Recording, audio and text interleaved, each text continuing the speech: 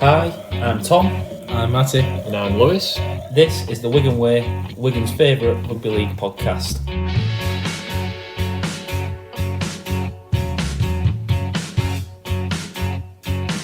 He'll put you in his trap 'cause he's a union man. He's got it all figured out. He won't care what you think 'cause he's a northern man. He's allowed to speak his mind.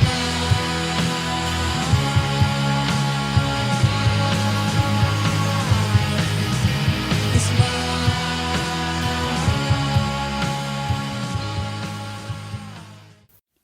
The Wigan Way podcast is brought to you by Cherry and White Pins, a local Wigan Warriors themed pin badge company with a variety of Wigan ranges.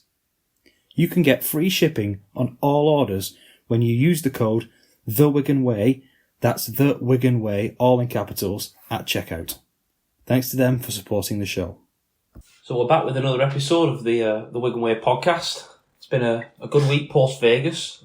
Difficult game, a little bit flat, a little bit unenergetic, a bit unenergetic. Start again. Yeah, a little bit unenergetic, a little bit Easy for flat. you to say. Why did you pick that word? I knew what I meant in my head, but a little bit flat.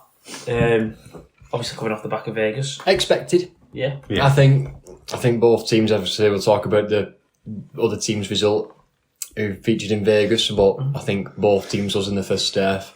And why you could tell there was a bit of a hangover, the travel time. It was going to catch up. I think it was a case of professionalism this week. Get the 2 points. Hopefully no injuries. Hopefully no bans. And move on to the cup tie next week. I think that was mission. It's a long way, Vegas, even from the east coast of America, where I've experienced a bit of jet lag coming back from there. Knocks you out for a few days, and that Vegas is like that again. Yeah, that length of time again. It's mad, isn't it, when you think about the distance that's actually been travelled. And Yeah. You go almost as far as I did to Boston, just from Boston, just so to speak. So yeah, it's a long, long way, and I can see why there was a bit of a sluggish start from Wigan. Yeah. These Sunday games, what do you think about Sunday games? I quite liked it. I didn't like 1 o'clock. 1 o'clock.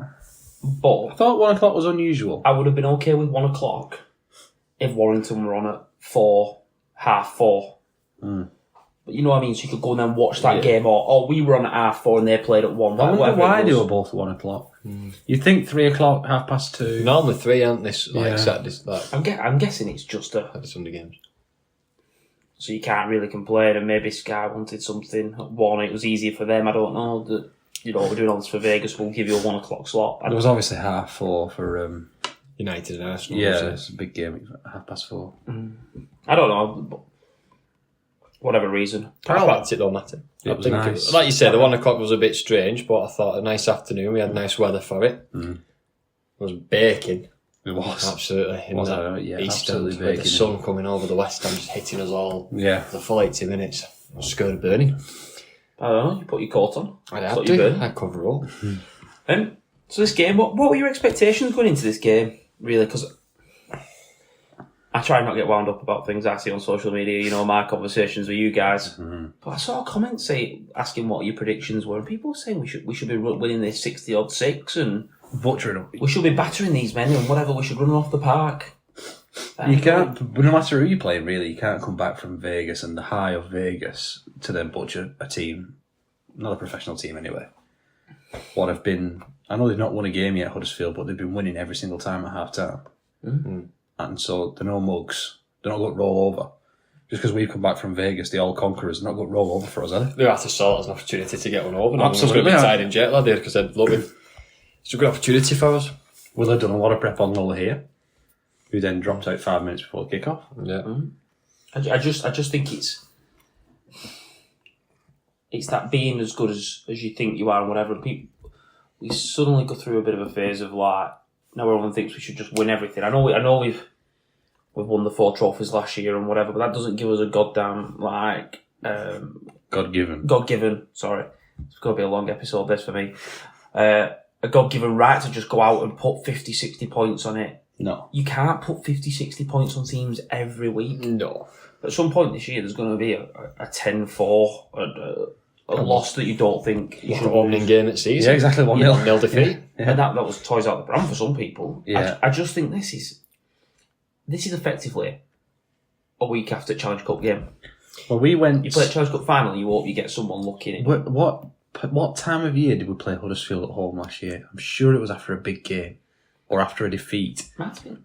Was it after World Club Challenge? No, yeah, the second time. I mean, though, The second time we played them again. because we were losing 8-0 at half time. I think it was off the back of a defeat. Maybe when we got... It's when we got... we'd come after Challenge Cup, we'd had a few wins, we played Cass, London, Lee, Saints, and we picked up a few injuries, and then we lost to Hull and Wire. So it was back just to after back. that. Yeah. Brad O'Neill had snapped his ACL. Yeah, so I remember that game now, and Wardle scored in the second. It was 8-0 at half time to He Huddersfield. scored that from That too length of low the kick. field, and it was like that was the change of the game. And I, we went into half time, not to jump ahead too much because we will go and talk about the first half, but we went into half time down by 8 points. And yeah, they scored right on half time, which we'll speak about. But I felt like I'd seen this film before. I knew the twist. I knew Wigan were going to turn it on in the second half, or at least I backed Wigan to turn it on in the second half and get a bit of a rocket up them at half time. Yeah. Well, you asked me then, what's the expectation? The expectation was get the 2 points, professional job. You know, even when you're not great teams, even when they're not playing the best, still find a way to win. Find a way to win, get the 2 points. Hopefully no injuries, hopefully no bans. Move on to the cup tie next week. Well, that's the saying, isn't it?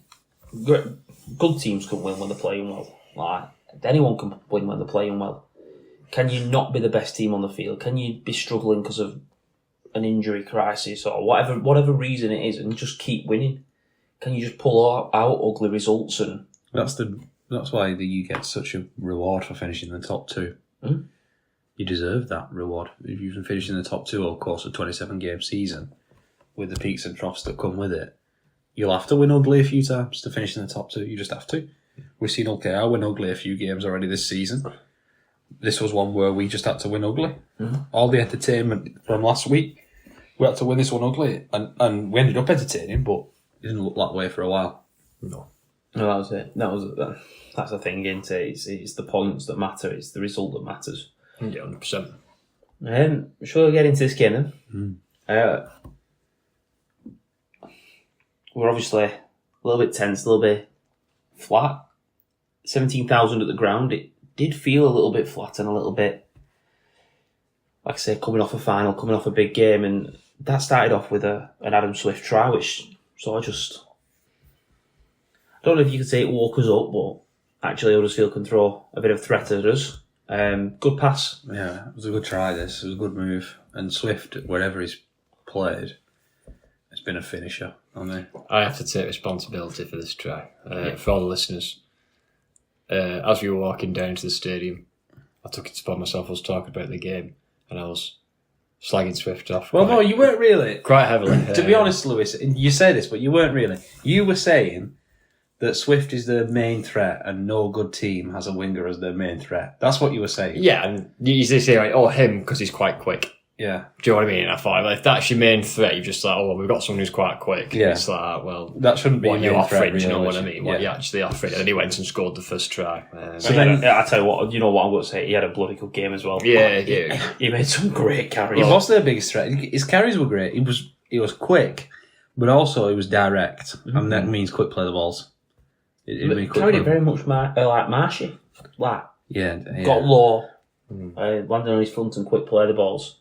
That's why Marshall gets so much attention at the play the ball. Yeah. But here, obviously, cut out ball. Eckersley caught in a little bit of no man's land. Do you think that's just the... Ball over the top, wasn't it? He kind of went over Eckersley's head, and as he turns around for look where the ball's gone, he sees Swift is running in the corner. It's one of them for me, obviously. He's naturally a centre. And you just... Slight nuances. Maybe a winger stops it, but you know what? It's a good ball. Had a good go at stopping him, didn't he? New partnership as well, obviously. Miski should be there. He seems to be. Even though he Great in didn't the stop that try, he looked athletic. He ended up like horizontal, didn't he, Bevan? Yeah. I've got to say with that as well, that's great work from Swift there, to actually not just try and put the ball down, but go and look for the contact and almost bounce French he off. steps into the contact, which then mitigates it somewhat, like the force of Bevan coming across. I saw Ryan Hall talk about that once, which is interesting when they had him on post because everybody else only goes for like the kind of Makinson-esque finish, dive yeah. away into the in touch, but obviously you were Try and above make the the line. pitch bigger. And he says, no, actually, I'm a bit different. I like to almost like claim the space. So I'm actually going into the field to claim that space and say it's mine rather than move the space, like create less space for myself to put the ball down. So It's what works, isn't it? I mean, Makinson and Hall, Both work. both Yeah, great yeah. finishers, aren't they? They've both been great finishers for all their careers. And just love that, listening to two guys who's got the same job, Yeah. but they do it two different ways, score a try, but they like doing it. And I've definitely seen Charnley do both ways before. And that's what makes him such a good. That's what makes him such a good winger. So that was on the 5 minute mark, and get back into the game, 6-0 down. And Wigan's first try comes from probably the 30-metre line. 2 big passes out to Bevan French. Has a little bit of a skip and finds Zach Eckersley, who does really well. He skips past the young lad, the covering defender. Finds it back inside to Liam Farrell, who grounds underneath the sticks. Just a little bit of keeping the ball alive and being able to play. Listen, we've got some really, really good ball players. And you watch this, it's just keep the ball in play and keep people guessing. He's a try scorer, Farrell, in it. And the reason he's a try scorer is because he runs through as a decoy and stays alive. Yeah, and that is so clever. Some players either stop in the defensive line, which we'll see later on, which can lead to potential obstructions, or they run through and their job's done, so they switch off. Farrell's always looking at the play, thinking, I know I'm ahead of the play here, but it might catch me up because I've got some quick players. It's that experience, isn't it? To know where to be on the shoulder, knowing something could happen if he pokes his nose through. I'm here for an offload. It's from years and years and years of doing that, like you're saying, and building that experience up. It's game awareness and understanding the game and where to be. And you normally see that from people like French and Field and your try scorers who score loads of them. They know where to be. That's 16 seasons in a row that Liam Farrell has scored in Super League. 16. How many have done better, do you reckon? I don't know. I guess Robbie must have. maybe. I would say all the best try scorers have had time out, haven't they? Hall, Charnley, Tompkins. They've all had time out the game. We're talking about a back row here as well. Exactly. Yeah. I was going to say, you're looking at like Ryan Hall, maybe. There'll not be any. Maybe Sean O'Loughlin. You know, well, yeah. I don't ever remember him not scoring a try in a season. But next try. I really like this. 20 minutes have passed us, so it's now nearly the 30-minute mark. We've got a bit of a setup with Forber at 9, playing out to Smith to the left. Decoy runners, Field out the back. And actually, rather than give him the ball, switches the play, comes back to French, who then just finds a cut-out ball to Kieran and offloads it onto Miskey. It's just that change in direction, that skipping past players and making... I think Sutcliffe got caught ball watching the... just because of the threat of French. The whole Huddersfield left side. It's the threat of French ball in hand, but if you look, Sutcliffe's just not quite with his teammates. His ball, I mean, he's looking at the threat, isn't he? He's thinking Bevan French is going to score here. And then pass is gone before he knows it. Good sense of play off Kieran as well with a catch pass to the winger. Looks like, again, because I know people just go, that's his job, that's what centres do. It's difficult though. But yeah, it's not easy to take a ball, literally, no time to adjust it, just take, and it's almost like you're catching it and passing in like one motion. There's a Tom Travojevic one from this weekend. If you look at it, you can't even see the ball go. But when it's in slow motion, he catches it and passes it in literally a heartbeat. He gets it as well as... He gets it as well, but he gets his winger free. Absolutely. If anyone wants to watch the Sea Eagles highlights from this week, Tom Travojevic with a delightful catch and pass. Now, 4 minutes later, Huddersfield score to make it 12 points to 10 that we're losing. I think this will be the try. If there's any tries that we've been disappointed with, this is one that will, I think, upset Matty Pete and the team. Nothing really on. I don't just think a short ball to second rower. They'll not be upset with the first one. No, But the next two, I think, they'll be annoyed with because they broke our line through the middle there, really. yeah, and it comes off the back of field position. It was around this time that they actually started to roll. As I remember saying to you, Lewis, they're spending too much time near our line. They were getting late offloads as the defensive line was retreating. We had a couple of crap enter sets, didn't we? Yeah. We were really finishing on the 5th tackle and putting a good Got kicking to a couple game of in. 4th as well. Yeah, we had a couple of bad intercepts and it was just giving them territory to creep up into our half and get near our line. Short ball to Sam Hewitt. Isolates Bevan French one-on-one, who's grabbing at a shirt. Not really much he can do there. But Well executed. This had scored past most teams. Yeah. Now, I think this will be the one they're annoyed with, the Flanagan try. well, there was a part of this game where you could all hear Jay Field shouting, and I think early on in the first half he was shouting at Luke Thompson to move into position or whatever. And from this, actually just watch his movement. He's at full-back, it's the last. But we're defending a potential 4-on-2 on the short side. And you could hear him screaming for someone to get across. And I think he's shouting at Dupree, I'm not certain. December's left on the floor, not in the defensive line. And Field does what modern fullbacks do now. Come flying into the line to try and make a number up. And then almost hope the kick goes dead, really. If they put a kick in behind, hope it goes dead. He comes flying up, trying to stop the kick. Smith, a little bit high. Secondary contact off the shoulder, as the match review panel has said. I'm not saying anything. No question to answer. But it's just that. It's kick over the top. Does really well, the young lad, George Flanagan. Mm-hmm. Thought he had a very good game. Yeah, we were Did impressed actually. with him. You weren't impressed with his choice of headgear, but we were impressed with his talent. My problem is he's wearing that with the away kit. Wearing the home strip colours. So he needs a Frozen-inspired... No, it can be black. He'll got a black skull cap Yeah. for the away kit. I'm not bothered for that. But if you're having club colours, you've got to have kits matching. What about when he played on loan at Bradford and he still wore Huddersfield headgear? No, that's a fine.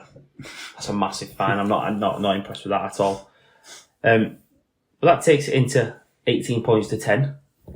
And it probably gives Matty Pete the ability to just have a little bit more of a harsher word.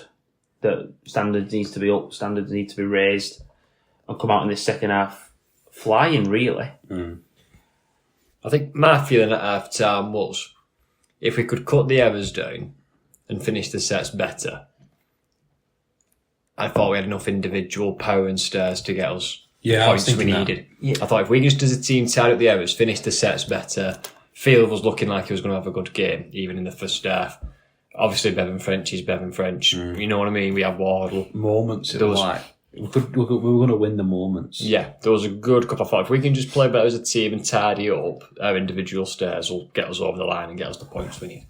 And that's it. You talk about French, for example. Probably not in his top 50 games for Wigan. It's a good top 50 like that, but probably not in his top 50. But walks away with a try and 2 try involvements. Maybe I think it might have been 3. Sorry. This second half started really with a weird decision that was eventually challenged. The ball comes out towards our own line, and Field gets the ball somehow. French might pass it to him. Field gets the ball. I think someone picks it up and he comes steaming on inside and he's passes through, it to him. and he's going to score. He's 1-on-1 with the fullback, but the fullback, because the fullback thought the tackle was over, he's not in a good position, and he's got the whole pitch to play with. So you're really thinking Jay Field's going to score there. The ref gives a knock on, which then we challenged successfully. It's our first successful challenge, I think. I'm really not happy with this. It was a ball steal. It looked one of the camera angles. The first camera angle, I thought this is going to get given inconclusive. You know, because there was a couple in that whole FC game where it was challenge inconclusive, and they keep the challenge but they don't keep the ball. You know what I mean? Yeah. So I thought it was going to be one of them inconclusive, and I was thinking, oh please, I wish we had the Vegas cameras because they'd show it perfectly. But then on one camera angle, you could see that he was ripping the ball and ripped the ball that came out. Now we did kick the penalty down field and score, and I think it was was Marshall. Did Marshall score? I can't remember. We'll see in a minute. We'll talk about that in a minute. But we kicked the ball downfield and scored. But that would have been a big change in the match. It was a big turning point. I really feel for feeling this. It's really frustrating me. You can't do that. Now you've got the captain's challenge. You can't do that. You have to let the play end. Same way they do it in VAR in football, and you might disagree with it, but they let the play and then come back and give the offside. Because what would annoy people more is if he flagged and he wasn't offside. Yeah. He knocks on, inverted commas, whatever, knocks on, lets him play, I can't remember who picked it up, lets him run 5 yards, lets him pass the field, let field get into the line and then blows. You have to see where it goes at that point. Because if field, let's say field gets tackled by Gagai, you can still pull it back. You can still say, I think it's a knock-on, we're going back to the knock-on. Or he has to give it straight away. You just wait 1 or 2 more seconds and then think, well, we might score here, let's see if he scores. And you know what, if he gives the knock-on straight away, no one complains. But it was 5 seconds. And field was in open space. That's the thing, is we've seen many strips be given as knock-ons because refs are allowed to make a mistake. It's the time there when he blows his whistle. Yeah. And with I think the reason was because the linesman, the touch judge, gave it. So it was a delayed call. So it was a delayed call. I think originally referee Moore was going to let play on, and then the touch judge says knock on. That's why, because you see him look over and then give it, and that's the delay. But that is the same as football, though. The linesman giving an offside, they at least let the play develop and see what's happening before they give that decision. And I know the same game ended up being a runaway, but it was a big. I mean, we're lucky that we've seen it in round 4. They have time to fix this before it influences a really big game. Because what Wigan challenge it. Let's say they give a knock on. Where'd you carry it on from? Where'd you carry the game on from? Because it wasn't tackled. Do you get what I mean? You'd give Huddersfield a scrum. No, sorry. Say he says it's not a knock on. It's just play on. No ball steal. It went backwards. It went backwards. Wasn't a knock on. You'd have to play the ball where it was. But does it count as a Wigan tackle? Yeah. Because Field had been 10 metres further forward. If he goes all the way and lets Field get tackled or Field score, well, then you just play the ball where he gets tackled. But you're on about changing the rules here. I don't see how you can... can... change the rules. I just don't see how, especially when you make such advantage, you're then going to bring them back. You then get into the free play discussion of like, well, why would you run 60 metres, get tackled, risk injury if you're going to pull it back anyway? Yeah, but it's not a free play. I think you just got to give what you see. And if the toucher tells you it's a knock on, you've got to give a knock on. Even if it's delayed. Well, then give the knock on 5 seconds later. I think you just got to give the knock on. Let's be honest, Field goes length of the field there. It's not going to take him a minute, is it? It's 20 seconds. You could have let it play, but I don't know. I think you just respect the touch judge and give it. We still scored. I just look at it and go, if you're saying he's actually got lucky that it was a ball steal. In a previous year, this would have had no challenge. Would have been a big swing in the game, that. If they score though, that makes it 14-point lead. That's a huge difference. Which shows why this rule's needed. But then you've got to use the rules to your advantage. You've got to use them properly. You've got to save your challenge for something like this. I'm really not happy with that because it will happen in a big game. Somewhere in the playoffs, somewhere in a Challenge Cup semi, wherever. It'll develop and everyone will say you should have let it play because they scored and you called it. Oh. That's happened for years. Yeah, but now you can challenge it. That's what I mean. You can actually challenge it now and say that you got it wrong. There's so much that can go wrong with it. It's like when you see it in... remember this game it must have been a FC. I was going off on it. What was his name?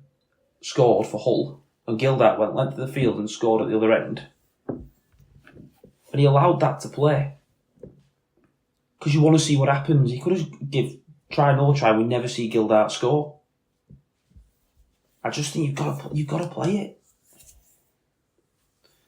Anyway, that's my frustration with that. Right. Penalty downfield. Out to the right.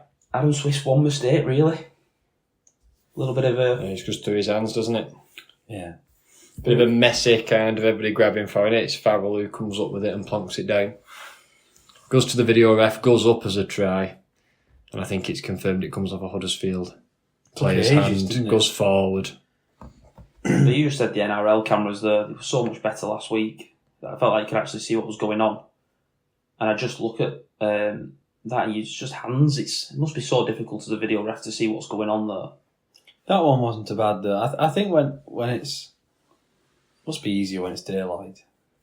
Because the cameras always feel like it's a rainy day at cast, the camera quality is never good. I'll tell you what, boys, as well, I don't know about you, but with that heat we said before and the sun absolutely cooking us, I was getting sick of these video ref decisions. Every time I went to video ref, I was like, oh my God, Mo, you're killing me here, man. Just give the decision, I'm baking here, and you keep on just going to video. Stop going to video ref, I need to get in that beer garden. That's it, I need a bit of shade, man. You gotta make a decision. No, it was what? There was a game earlier on in the week we were talking about it where video refs are called in for just like straight up putting the ball down and the ref stood there. Yeah, look, I think these were tough and yeah, I'm having a joke about the sun, don't get me wrong. If they need to go to the video ref, but it means the right decision gets made, then I'm all for it. It's worth checking, isn't it? Yeah, 100%. Good play from Wigan again. 10 minutes later, Yeah. it was 18 points to 16. Go through the hands. Out to Marshall, really well played. That block play that we execute so well. And then Marshall in the corner. He finishes them really, really well all the time. Very rare that he gets one wrong. I know he got This one didn't even go to the screen. Yeah, I actually didn't. Thinking about that. Finishes them really well. He was in a good position there. It was easy to finish. Yeah. For somebody like Marshall, who's so good at them. 22 points to 18. It's almost the perfect 10 minutes after half time, really. No real mistakes. Rolled them again, thanks to two 40-20s. Yeah, Off Harry amazing. Smith. Amazing left boot. First one was pretty much a standard 40-20. And then the second one where he just reversed a kick. It's a big and kick, kicked it completely across the field. That was remarkable, that second one. I mean, a 40-20 is an amazing kick. But that second one, so incredible. Do you think someone's just reminded him that we're allowed to?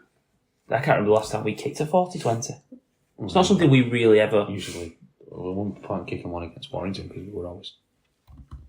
They were always kicking off. We were always going length of the field every set, so we wouldn't be kicking from our own 40. Yeah, to be honest, I would love to ask Harry what he spotted in that I'm going to try it, there's clearly something on. He almost had one where McGowan saved it in the first half. Yeah. He almost had a 40-20 then. Yeah. You know, has he just seen something in video? Do the wingers drop back late? I don't know what it would be or why. But for him to get two in a row and almost get that one in the first half as well, he must have thought something about 40-20s this game. Yeah. I think conditions might play a big part in it. The fact it's a dry track ball will carry on. If it's wet, it'll be sludgy, it'll stop. The fact there's no wind, so we don't have to figure. But again, about that. he never really did it last year. I've not really seen it from him in his 4 or 5 years. It's not been something he's consistently tried, has it? Might have pulled one out of the bag. He's here. kicked a couple. That's the first time I think he's ever done two in one game. Last few years though, he's been on a dominant pack, so you don't kick many 40-20s when you're behind a dominant pack. I suppose so, yeah. You got Luke Thompson and Ethan Havard carting up the ball and Cade Ellis. You don't need to kick many 40-20s, do you? No. You don't have a chance unless you kick them up first tackle. No. This one does come straight off the back of a 40-20. Obviously the tap, find Harry Smith. Again, I wonder what they spotted, because this was a 35-yard pass to Bevan French, who then crashes over, and he has no right to score once he's held up. Again, moments. 4-point lead, Harry Smith kicking a 40-20. Bevan French scoring when he's got no right to score. Moments, big players turn up in big moments. Those two are big game players. Yeah. Are big moment players. You've got to be really disappointed if you look Robinson. Because they've done the hard bit, though. They've actually managed to get hold of him. Sometimes if he steps past you and goes... Strong lad, though, Bevan. Yeah, I just think you would be really disappointed. Deceptively strong, isn't he? For half, yeah. Not the biggest body, but really strong and powerful. It's that twisting and turning and It's all that wrestling what they do. If I'm going to score here and you can't really do anything to stop me, it's that attitude that he's got, was that swagger. Talk about it, and we'll talk about the NRL later, but there's some players in the world that just have that, I'm the best player here and I'm scoring when I want. It's that attitude. Really well, wrestles about 4 people over the line, grounds it. Brilliant, Bevan French. It wouldn't have been a Bevan French performance without a try, really. Try with a big outrageous dummy. Yeah, it was needed. 26 points to 18 at this point. No mention of that high shot on Thompson. No. That didn't go viral, did it? No. It was almost too high. You nearly missed him. But he does bounce off, and for a prop forward who is known for running in straight and being quite sharp in pace, whatever, showed a really good set of He's agile. feet here. He's quick, Thompson. Think about that try scored in Vegas. He's quick. He's quick. He showed a bit of a step in Vegas when he kind of route from Warrington, shot out the line and he stepped round. Same here, bounced off about 3 or 4 tackles, was really, really good. Quick play of the ball is, again, massive. That's why you sign Luke Thompson in moments like that, aren't you? Yeah. Leamin finds Jay Field on a quick play of the ball. I don't think there's a team in Britain that you don't want to have a quick play of the ball. Danger. More than Wigan. Field, then it's just a question of picking the right pass. It's a 4v3. It's a cut-out ball, isn't it? It's just pick the right man. Cuts out in December, goes straight to the centre. I'm not convinced. And Semba probably would have scored. Yeah, I think he still scores, but obviously the centre jumps in on December. Goes out over and touch, doesn't he? When he picks the right ball. Yeah. Speaking of December, he had a bit of a set to with Murchie, didn't he? Murchie kind of picked on Liam Marshall a bit, and it was from an offload, wasn't it? Yeah, I think the ball had gone and he messing about. Junior kind of jumped in and they gave a bit of pushing and shoving. The ref had his eye on it, but he let it play on. And then it kind of simmered down to nothing. But the next couple of times, one of them two carried in. The other one was always there. I think Murchie might give him a forearm in his face on one occasion. December nailed him, didn't he? December nailed him on one, yeah. So it's good to see. I mean, it's good to see 2 second rows have a combat like that and actually have a battle, and ref wasn't jumping in it all the time. I like it. Yeah. 2 big boys going at it, let's get it on. That's what we want. This is what we watch Rugby League for. As long as they don't cross the line, which they didn't. Yeah. This was a good combative. Nothing wrong with individual battles. That's what attracted people to the game. Your Fielden versus McDermott and your big rivalries, big players coming together. I've got to say though, if you're the second rower, I quoted to you, and Zemba had a bit of a quiet game. He made some good short ball carries and ran his lines and done his tackles. Snotting Tom Burgess off the bench. Yeah, but then I was like, he's had a bit of a quiet game. He's not really had a barnstorming tackle or whatever. And he just laid the beast up, like start a confrontation with him, and then he was a little bit searching for him. A couple of times he came out the line to try and deal with him. And you never know though, like that with a young player. That could send him off the rails. It could, it could break his concentration. You could have a bit of joy down that side. You never know. It's probably a smart tactic to kind of try and wind up that young player in the. You're a second rower now. You're not thinking of doing that, are you? But especially where he's defending in that. It's an important place to defend that as well, isn't it, for Junior? So I can see the benefits of maybe trying to wind him up, get him off his game a bit. I'm not sure many others will be trying it though. No. And speaking of that, Smith finds December on a short ball, 40 metres out. Great carry. Finds Field. Dummies to a Huddersfield man. Yeah. French was on the inside, but being sort of covered. The only players available were on the outside. Yeah. Oh, I forgot to mention Liam Burns tracked back in the first half because they scored anyway. The first try for Huddersfield, they broke through. Sutcliffe broke through. And Field caught him, but there was a man inside, and Liam Byrne tracked back to cover the man inside and made sure they didn't score. And he scored him anyway. And I felt bad for Liam because his hard work had been for nothing. But at some point in a big game, whether it's a league game or a cup game or whatever, he'll do that 1% and it'll matter. Mm. If you don't do it now, you don't do it in a That's big the game. effort areas, isn't it? We mention all the time. It's showing up when you need it. This is Jay Field when we first kind of saw him. And Jay Field is his best. Yeah, and we've spoken about how good he is at the other stuff, and we've mentioned that quite a lot all through last year. How good he is organising, how good he is defending, how good he is picking the right pass. We spoke about it there for the Wardle try.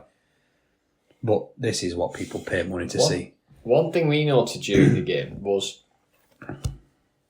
how many times he's always on the shoulder. Like Yes. he gets this try because he's on Nasemba's shoulder waiting for him to offload. But How he's many done times that. have we seen him on the back of a Paddy Mago offload? But he does that 25 times and never gets the ball. He was doing it 2-3 times every set. Yeah. You saw him and he might not come to anything, but he's constantly running through, then jogging back round, and someone else will cut and you see him run through again, and he's always on the shoulder, just looking for that. But he does it by... offload. He was out the back of this. If Smith had picked him out the back, we've got a 3-on-2. Yeah. And he's had to make 15 yards to get through Get to up to December. December, And we're on the 76th minute here. Like, what an engine. The engine, To be yeah. there all the time, just popping up in these places after making Yeah. runs, making tackles, fielding kick returns. Like to When still in have moments the you've engine worked to go. hard defensively, Yeah. you're playing fullback. You're not playing halfback. You're playing fullback. So you've taken a lot of carries back in. Well, that it's funny you talk about that, because that was the conversation, wasn't it, for a long part of last year. Field or French at 6, and who plays 1. And I think Brett French is a better inline defender than Field. Yes. But I also don't think French can do this side of it as often. I think Field is so aerobically fit. He is everywhere. And that's not French's game. French might score you a worldie of a try from a kick return. All the good things French can do, you can still do from. You can do it from anywhere. Field has to be a full-back to get this side of him. Yeah, you'd think so. And you'd think And the organising defence that he's very... Matty Pete's commented quite a lot that he's very good at. It's worth mentioning that obviously last year he carried a knock for a long period of time. We went in to speak to Brad O'Neill and they were talking about Field and with his ribs. He had a rib injury. Yeah. Then he did his ham. So this was before you went to speak to Brad O'Neill. Was the hamstring? Yeah. That was before you went to speak to Brad O'Neill. It was after Challenge Cup. It was Challenge Cup final. Yeah, it was kind of the first time that he went full throttle, I think. Last year he wasn't going full throttle and he went... He didn't need to. No, but he did, saving a try off... Duffy was going to score. I think Duffy was going to score in the first few minutes and he saved a try. 2 minutes in, wasn't it? He then played an unbelievable game, set up one of the match-winning tries, and then he was out for a long time after that. Same as when he had an unbelievable game against Lee the year prior, and he did his hamstring chasing a ball where he was... Chasing like Charlie. I think him and Charlie were going neck and neck, and it pinged. He was coming to score. Ball was bouncing. The ball was bouncing and Field was trying to score, Charlie was trying to save the day, and it just pinged and game was won. But this looks a fit and raring Jay Field. Yeah. And if you watch the documentary, we see bit of an insight into Jay Field. Seems very, very happy. The fullback market in NRL is very, very strong, and there's some very good fullbacks not currently getting game time. He's not one that's going to move to centre. I can see Jay Field being here for another 2 more years after this, which is his player option, isn't it? Yeah. We can get to the NRL conversation or we want to whatever, and we'll probably talk about another position later on in the news, but he just looks happy and he looks fit. Did we mention it last week? We might have mentioned it last week that he looked fit last week, and he's looked that again. If he can put... I think it was on the Hull FC. Yeah. The Hull FC game. If he can spend a full season fit, that's 2022 form, when we got the first full season of him being at his best. Yeah. And just think, if you can keep the rest of your team and add him back in there, I'm glad I'm not playing against us, put it that way. Brilliant dummy, like I said. Dummy into no one. I don't know how you do it, but last try of the game. You could see we were trying to put points on towards the end. We did a couple of things from kick-offs and threw the ball out and had shot mentality, which is unusual for us. Do you think that's got anything to do with Saints putting it on Salford early? Yeah, because we'll not get the chance to do that. No. We won't play their under 5 team, so we won't get the chance to do that. We'll talk about them later, but that obviously, I'm just checking the points difference. That puts us on 91, positive 91. Saints is still positive 132. Well, since we got beaten 1-0, I think we scored 24 tries in 3 games. Some points that, We innit? scored 9, did we, against Hull FC? We scored 8 last week at Vegas. We scored 7 in this game. That's ridiculous. I mean, they flashed up a graphic. I watched the Vegas game again before this. They flashed up a graphic when it was 42-0, saying the last 6 games or 7 games, we'd outscored our opponents 261 to 6. So it's now, what, 300 and odd to... Well, because we let 30 we odd. let Warrington score 4 tries and we let Huddersfield score 3 tries, but that's just ridiculous. 300 and No odd to team, 40. surely no team's ever done that before. No. And here we are again scoring 24 tries in 3 weeks. That is the only way you're going to catch St Helens after they had that free 80 points Saying, oh, given to it's them. already we're now 40 behind them, Yeah. and we're in, I'm not going to say red hot form because we're not playing at our best. We're playing well. We're playing good. We're playing I really think well. we've still got another gear, Mm. and that's scary. We've got the cup game next. We've got then to play Leeds and Salford. Those are the next 2 after that. Going into a big Easter then, innit, after that. Mm. This last try from just over the halfway line, Goodley and Burn carry out to French. Finds Kieran back inside to French. Just staying alive, isn't it? Yep. This just tired defence. Finds Cruz back on the inside. Tired defence, this. Yeah. Well, they've given up, really, because they've lost the game and they've worked really hard. Ref took a dive. Yeah. He got sent for a dive. I was Did say, got clotted what's there. he ended up with? Clune, I think, got 3 points and a bit of a fine for that. I've always seen big bans for things like that, but this looked like an accident to me. They said it was reckless rather than... Yeah. Yeah. I'm I'd happy say, with the word I would have said reckless. careless, probably. Yeah, careless, reckless, but not intentional. Not intentional, definitely not intentional. I think that's Remember the there was terminology. There was a second row for Widnes when Widnes were last in Super League. Chris Houston or Houston. Oh, yeah. And he crashed into the referee one time and he got a massive ban. It was 6 or 7 weeks. And I think it was something like this, but you could tell he could see the ref and the ref wasn't moving in this case. And that Who was a that bit broke more... his leg? Which ref was it that broke his leg? Phil Benton. Phil Bentham. Yeah, Phil Bentham I broke remember his that leg collision. against Hull KR. It was a collision, but they were both looking the other direction. Yeah, they They both were- just ran into each They other. were watching the ball and they ran into each other, so you could never say that was intentional. Whereas in that Houston one, I think it was, maybe, off the top of my head. So it's a tough one, isn't it? Sometimes. It definitely wasn't intentional. Yeah, we don't want to see big bans given for accidents. No, You know no. what I mean? There's 26, included if there's 27 bodies on a field at one time. Moving, You know, they're watching the parts, ball as watching well. the ball. They're gonna. You start talking about all physios, it ends up being like, That's they've what all I done mean. it. They're gonna come into collision with each other accidentally. Yeah. You know, at some point, we don't want to see big bans for that. So that finishes the game. Yes. We're now sat in Fourth fourth, place, yeah. just behind St Helens on points difference. Lee and Hull KR sit first and second. It's quite a happy place to be, really. Yeah, but I'm pleased with that, yeah. I'm pleased where we are. I think we've got a couple of gears to go. We've got some big games coming up. Leeds is always a tough game. Yeah. Yeah, we don't really know what Salford team are going to turn up to the brick. You've got Hull KR away, Saints at home. That'll be a tough 2 It's a big weeks. 4 weeks. Yes, isn't it? we've got to get through in the cup next. That won't be easy. It's just looking, if you're talking about the end of April, it's Hull in the cup, and it finishes at Hull away. Now that's 6 games. The whole of the new cast. Please Playing don't say that. we're playing 3 times by April. I'd rather go cast for the travelling. Yeah, 3 times before the end of April. Mental, isn't it? That is mental. Right, that wraps it up. Yep. We'll be back in a bit to talk about the rest of Super League.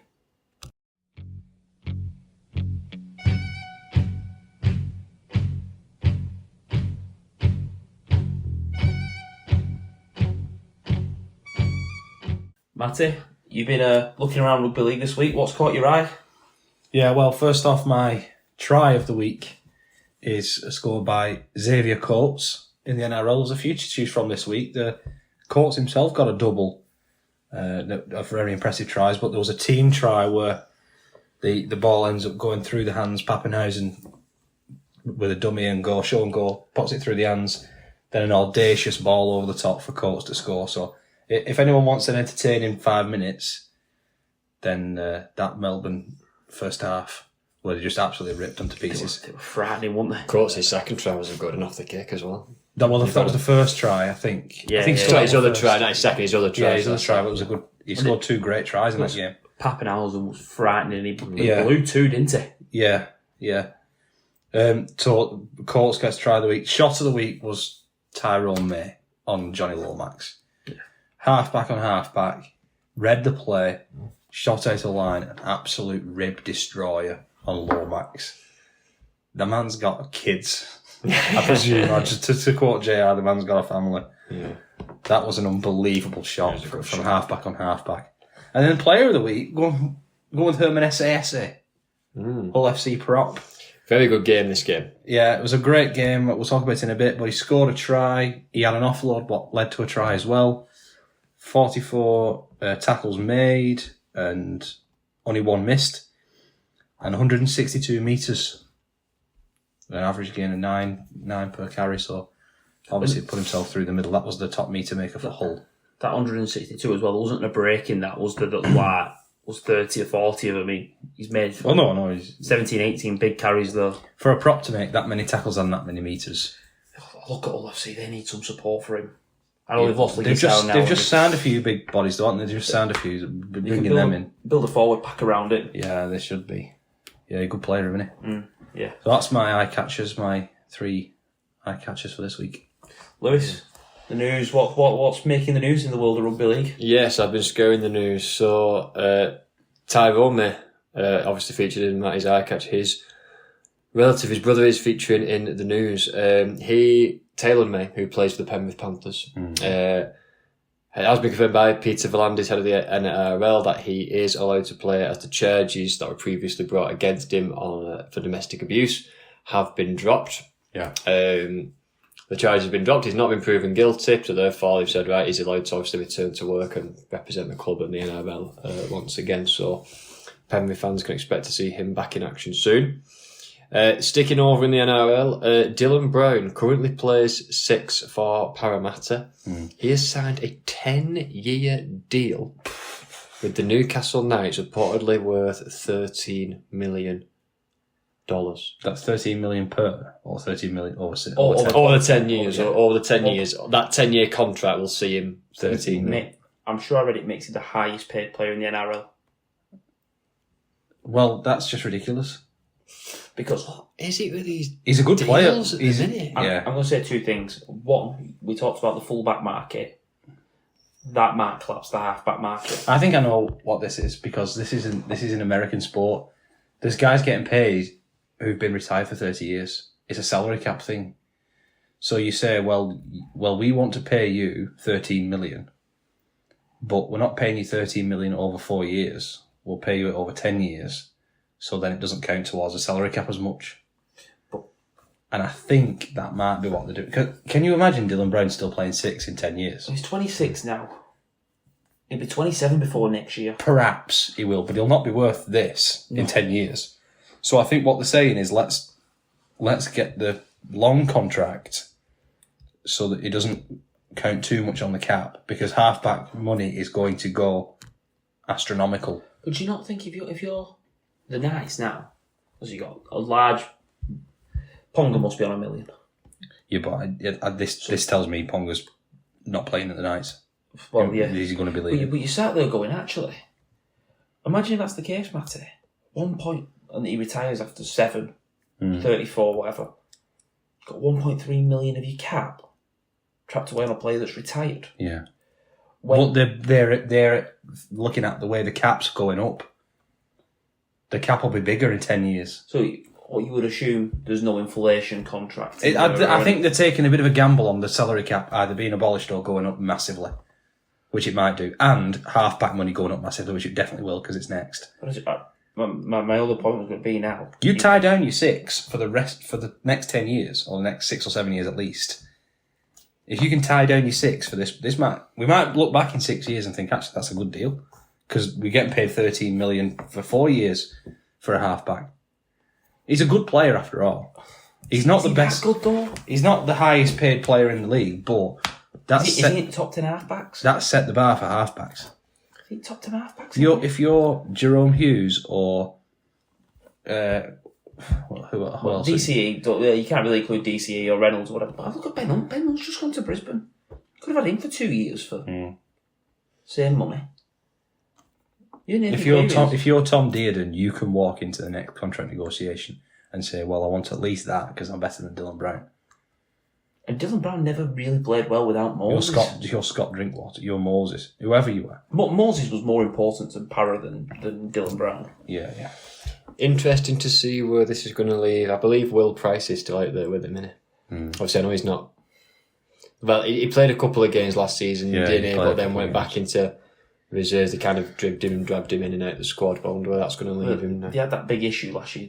Proper swapping ass. Was it Cogger? Yeah. Not Cogger. He was the one that was at Penrith with Hastings. Yeah, it was Cogger. Yeah. And they made about 7 changes in 9 weeks. Ponga moved in there to stop his concussions. No, so that was 2 years ago before they binned off Lockie Miller. Armstrong was playing fullback last year, wasn't he? When Ponga got injured and When went Ponga to got Origin. injured, yeah. But it started off, he played 6 You for imagine Lockie that would Miller. be Will Price this time. Yeah. I think he'll be playing fullback for Ponga If he gets injured. Ponga can't play 6, can he? Can't play in the halves now. No, but Will Price can play 1. Price can play a few different places. Let's see where it leaves him. Yeah, that's a good point, that. Shifting over back to the UK, Whitbread at Hull KR has signed a deal until 2029. Yeah, I like him. Yeah, I think he's been a good. Since he was at Wakefield, he's been a really good body for OKR, coming off the bench as a bench prop. Is this his second year? Or This is his third second year at KR, and he had Yeah. 1 before that at Wakefield, I believe. But he might have had 2 at Wakefield. He definitely played in 2022 when we went to that game. Yeah, he did. Whether he played before that or not. I don't think he played before that. So 22, 23 Wakey, 24, 25 KR. So really, in a couple of years, he'll be off the quarter if he wants citizenship. Good player. So that's quite smart, actually, because I can't imagine he's on mega money. He's a good prop, and he won't count against your quarter eventually if you want to go that way, if you want to free up a spot. He's a steady player, isn't he? He's a He's a steady player, consistent yeah. player. He's a good player. He's a good player to have. This was, people might know about this one already, but I don't think we actually covered this. Might have missed it out last week. Rhys Martin's out for 4 months with a hamstring injury. 4K, so obviously one of the big signings. Brought in, obviously, to kick goals. They were kind of struggling for a goal kicker. Mikey Lewis, Jez Litton were kind of sharing it out between the two. They didn't know who the best one was. He was meant to solve that, and now he's out for 4 months with a hamstring injury, so Mikey Lewis is back with the kicking team.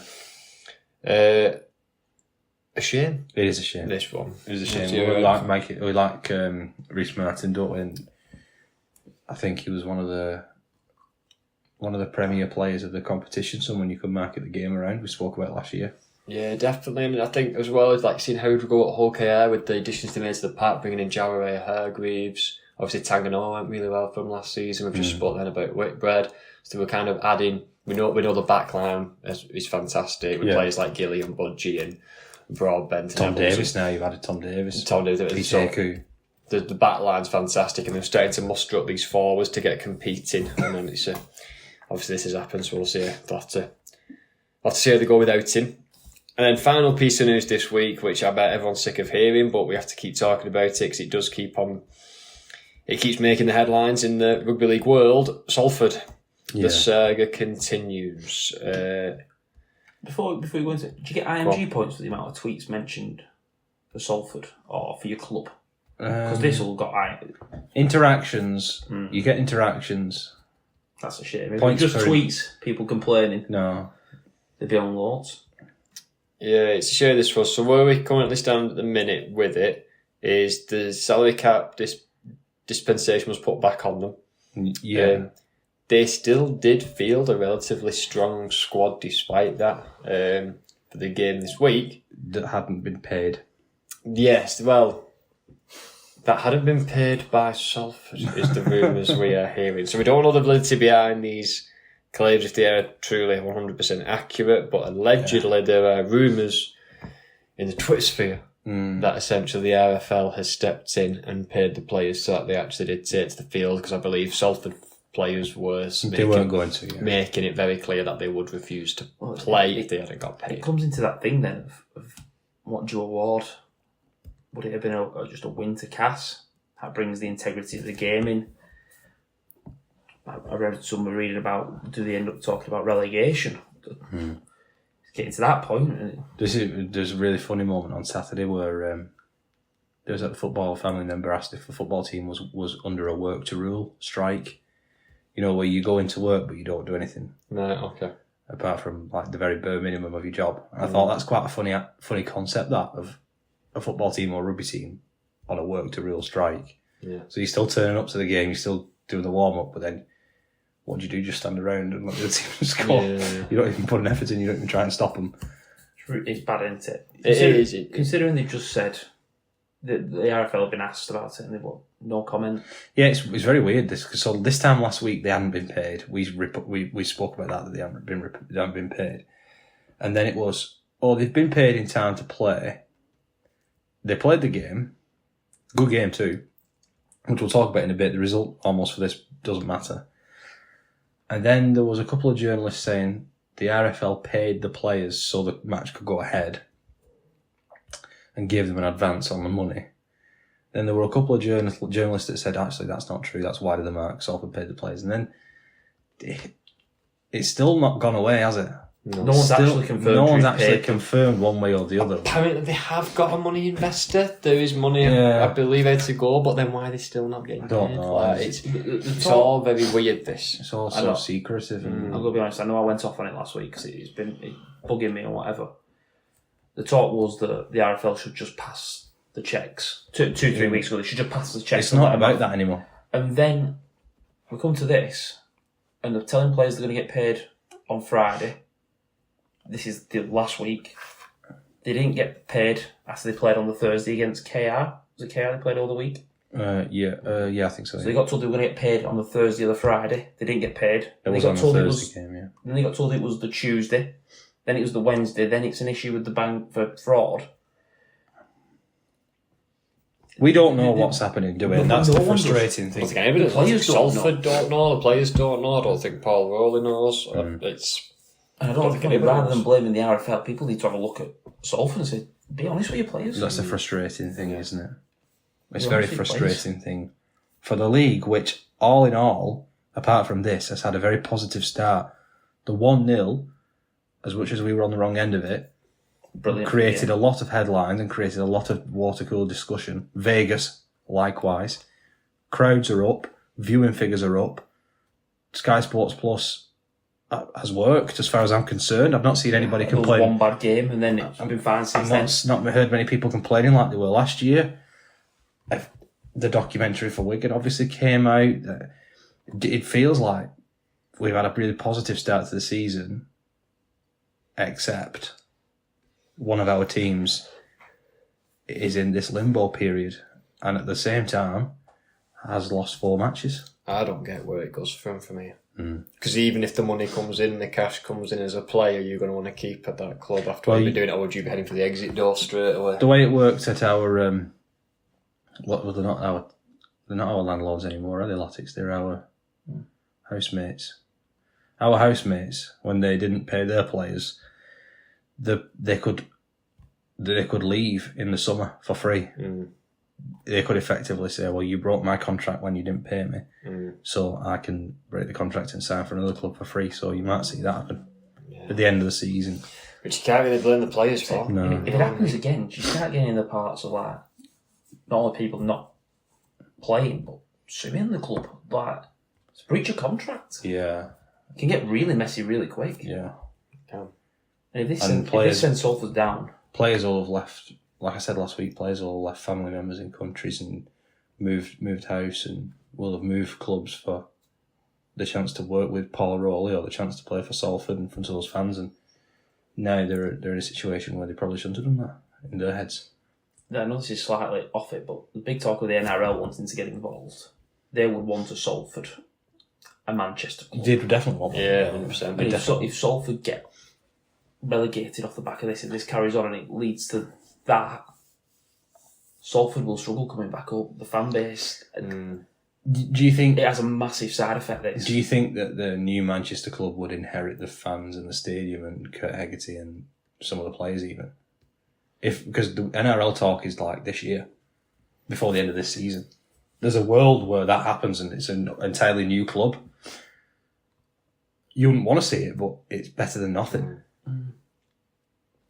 Sort of putting it behind and saying the history's done. The history's done. We've got stadium. We'll rebrand. Yeah, start afresh and just Start fresh, but you can still keep Kurt Hegarty and Paul Rowley. I'll tell you what, They've done a good job. The bad side of what's happened will linger. If Yeah, you're signing, yeah. if you're signing for the next 2-3 years, you've got 2 years at Wakey or 2 years at Salford. Yeah. You know you're getting paid at Wakey or. Well, the other problem is obviously now Featherstone seem to be having a similar problem. They've signed Ryan Hampshire. It wasn't in your news there, because I just remembered it. Ryan Hampshire signed for Featherstone. Yeah. Oh, right, okay. Yesterday, I think. Or Saturday. Yeah, yesterday or the day before. But then Greg Eden and Sammy Kabula have said they've not been paid. They're owed some wages or something by Featherstone, so they've been in this problem. Why you mentioned that, people that actually commented on that post saying, well, you didn't play up to the level we expected. Don't matter. And I'm going like, yeah, that's just not how it works. Just because you're a sports star. They'll be on a lot less than what Salford players are on. Yeah. Yeah, and people need money. Semi-pro athletes, I don't know. Yeah, They're Sammy not fully professional. Kabula, I don't think will be full time. Eden might be, but I can't see Kabula being full time. It's a bad place to be, that. Yeah, It is. It's a shame. it is. It is, because it feels like we've got some, and Pete said this as well. He's like, we've got some positivity about the game, but if we're losing clubs and we're losing players to these financial problems, then we've got to look at that and try and figure out a way to solve it.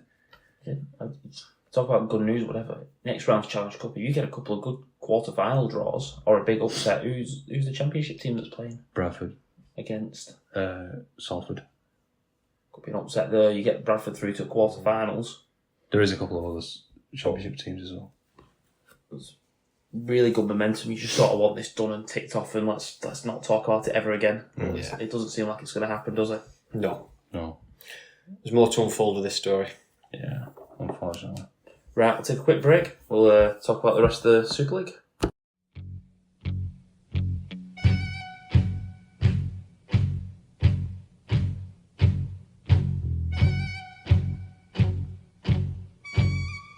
So, Super League, a few games this week that were pretty close, really. A bit of a upset, turned some sides over. Started off in Hull. Lee travelled over on a Thursday. Nice little trip on a Thursday. I know. Stupid. We said that last week, though. So I suppose they made it on time this week, Lee. Yeah, Salford went last week, didn't Yeah, no. This game really ebbed and flowed, really. No side really got a big lead. Ended up 22-22 full time. Lewis Martin in the corner. Last minute. In the last minute, yeah. I'm going to say, I know it's golden point or whatever, we don't need to talk about it. But so much excitement on Caesar with a kick. That's enough. Just save golden point for knockout games and whatnot. Fair result, I thought. A draw was a fair result. A fair result. I think Hull come to play. The massive improvements on, last season. That was a game the Division lost last season and gave up quite early on to actually show some character and fight back and secure a point. So step in the right direction from last season for Hull FC. Yeah, they deserved a point out of this. They would have been. It's a good result after last week. They got a close win. They managed to pick up another point here. They could get another win maybe in the next 3 weeks. It's a great start to the season. It already is. It's good. 2 wins and a draw from the first 4 games. They'd have been. I mean, last year they won 3 competitive games. That's what I mean. They've already won 3 competitive games and they've got a draw. So they're doing so much better. And John Cartwright, even though he is dressed like an Undertaker, has been obviously a good improving coach. Yeah. He's been waiting for a job for a while, hasn't he? Yeah, Top job, like he has, he's highly thought of. He's done his apprenticeship Definitely. 10 times over. The Lee, anything to say on Lee? Good start to the season for them. 7 points. Yeah, they'll still be happy with that. 7 points out of 8. Yeah, and to be fair, I think it's going to be hard for any Lancashire team that has to travel to Hull on Thursday night. True. I think it's so easy to say, well, you expect Lee to be the favourites, that's a point loss for Lee rather than a point game, but Hull away on a Thursday is such an ad. And it's if you consider this a point lost, which maybe they do, well, They pinched 2 points. they pinched 2 at the start of the season where they should have really only got 1 because it was a draw, so you know what I mean? Feel like balance Swings and roundabouts. Yeah, maybe. If you just said to Lee you'd walk away with 3 wins from your first 4. They said, yeah, and you even got a draw on top of that, Yeah. so... Yeah. Balance. Well, interesting, Lee finished with a draw last year, didn't they? Against Cass. Not many draws happen, but Lee haven't been involved in the last 2 I can remember. Friday, Cass, Salford. All this talk of pay, no pay. Were they going to play, not play? It can't have been good preparation for Paul Rowley's men. But if you're Cass, you got to be happy with it. The timing's right for you. You know what? Yeah. You can use it, target it. Cass on the board. Yeah, Cass have got to win. They've been unlucky in a couple of games. They could have been thinking. And again, they could have been one who got a point because their first game went to extra time, Yeah. or second game, whatever it was, went to extra time. So, yeah.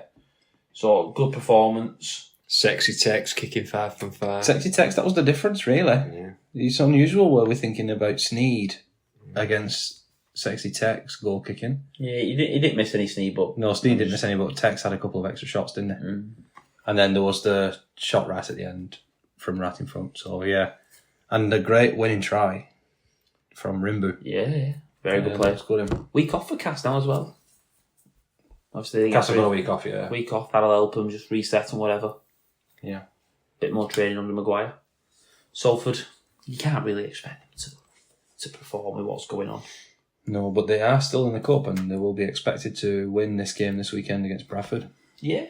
Bradford won't be a walkover at all, but No, they had a poor result on the weekend though. they'll want to bounce back. They lost against Toulouse. They'll want to heavily. bounce back. Another Friday trip, this time Hull KR. Had to come over to our side of... Pennines. Yeah. Tough on a Friday still, but you got to do it. Hull KR winning 28 points to 10. Now Saints were the best team in the country after... Attacking wise. After beating a reserve team, Cass and an injured Wakey. They look poor. They look poor today. They looked like a side without a general. You had a general to that side and they look completely different. Their forwards matched up quite well, considering we praised Hull KR's forwards. I thought Warrior Hargreaves and McIlaurin started very well. Yeah. But Saints had a bigger bench. They came into it. I don't think he used his bench particularly well, did Paul Wellens. There was a time where Parsi, Stevens, Walmsley were all off the field, and there was just Wingfield and Delaney. Yeah. That's not really big enough. Get your big bodies on. When the big bodies were on, Parsi looked like a handful. Walmsley looked like he's still the best prop for them. It's just more the timings than anything. They were weird. Only 8 minutes for Stevens, only 20 for Whitley, not many for Wingfield, really. I just thought... Realistically, one of them shouldn't have played. Really, their forwards had played all right. They defended all right. But in attack, it seemed like get the ball to Wellesby and watch to see if he can do anything. Yeah. And that's not the way. And that's not the way they've been playing this season either. They've been playing differently this season. It's different when someone's at you, though, isn't And it? they've got no long kicking game. That's the one thing I noticed from this game, Matty. There was really lacking in the kicking. There was a couple of the opening kicks in the first half. They were slicing them off the end of the boots and kicking them out on the full. And yeah, when you've got Lomax, Sailor and Wellesby on the field, which of them is going to take charge and just boot it long and get you out of trouble when you're getting pinned back in, or put a contesting spiral bomb up there, or there's no one doing that. No. Wellesby's a fullback. Sailor's a fullback that's been signed to be an attacking six. Extra. But Lomax has never been a general as such as the long kicking game. Dodd was the main kicker last year. Yeah, they do need a general. They've almost not replaced Dodd, have they? I don't want to take away from Hull KR, who I thought were fantastic, and like I said, their front row matched up quite well. I do think they've got stronger in the starting lineup and a bit weaker on the bench without Staunton. But obviously, it's still got Whitbread. Now Martin's finished for 4 months is what I mean. But I thought they were great. I thought Broadbent was absolutely fantastic. Yeah, it was. The in and out move he put on Percival for the Tom Davis trial. Well, he still took some finishing, but the in and out move he put on Percival was just gorgeous. It buys Davis time to... Got twisted blood, as the old commentator would say. That might have been Ray French or something like that. So he got twisted blood. That's the question, because we like Evans, don't we, on this show? And actually, Broadbent has not done anything wrong, and he's actually played really well. I don't think Evans can do what Broadbent did. I don't think he's as good as him going forward. I don't know. Evans is very much a confidence player. Yeah. And if he gets the first high ball or he gets the first chime into the line, if he gets that right, then watch out, because Evans could tear you apart. Whereas I think Broadbent maybe is a bit more of a 7 out of 10 every week. But they played great this game, so I don't know the answer. I would be, if I were a Hull KR fan, desperate for a way to keep Broadbent in the team. Mm-hmm. They can't really have him on the bench, can they? So they've got to let him the Tanganoa as a second rower has to be on the bench. He's that strike. He's the perfect 18th man, really. Yeah, but he's too good to be 18th too good for that, man, isn't he, Broadbent? He's too good. But he's not really clear to stay. He's too good to play reserves as well. So it's interesting what they do with him. I mean, it's good to have this kind of problem. It's good to have a backup who should be playing, really. Yeah. And he plays well when he comes in. It's going to be tough to manage those players for Peters, but see what he does. Right. Saturday, Catalans. 11 points to 0. Yeah. You know, last time Leeds scored a point in France, Liz Truss was Prime Minister. That's an amazing start, isn't it? 3 years in a row they've gone to France. 2023 they lost 61-0. 2024 they lost 30-0 or 28-32-0. This game they lost 11-0. This game had 30 errors and 64 missed tackles between the sides. Eddie and Steve would have called this a knock-on-a-thon. If you say you're a lapsed supporter or a fringe flaky tartar supporter who watched Vegas Saturday night, watched Vegas. Oh, it's brilliant. The speed, the skill, the handling, the goal kicking, it's brilliant. I'll watch next Saturday on the app, and you watch this game. You'd think you'd tuned into the wrong sport. Yeah. It's such a weird... There's two weird teams. We said the other week, Catalan are going back to a side that they were 5-6 years ago. Father Time's caught up to Catalan. But it's not only caught them up, they then invested in that. That's what I mean. I thought they were getting old, but they've gone and added more age. They've not brought in 4 or 5 young lads to freshen it up a bit. And then Leeds, 1 minute you can play some amazing rugby that can put points on for fun, and they've got points all over the field with Connor, Croft, can create things from nothing. And then they put out that. This was with Croft and Frawley back in. It was Catalan's 4th different half combination in 4 games. Frawley was back in. Croft was back in. Is there a more up and down team than Leeds? Because if they have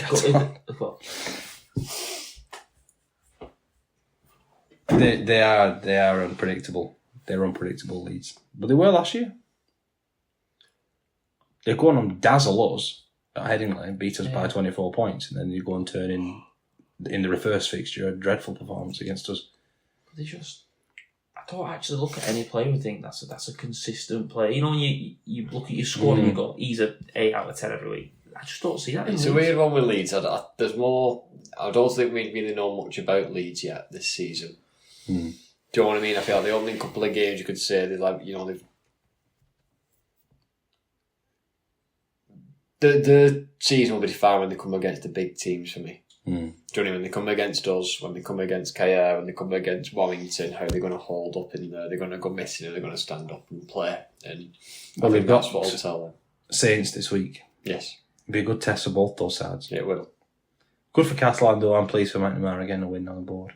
It would have been He needed it. the longer that went on, it would have been.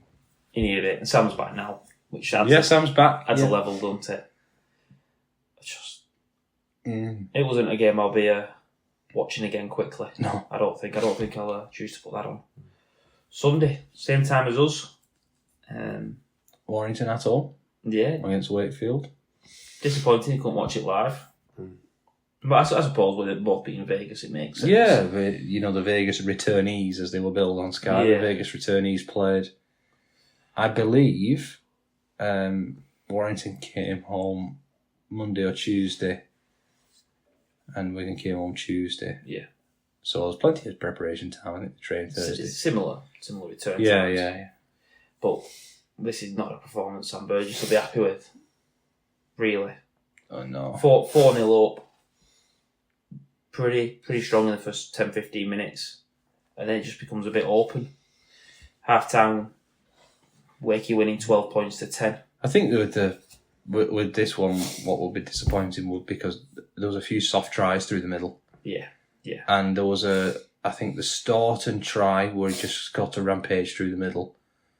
They should have stopped him. There was a Hud try where he just walked in.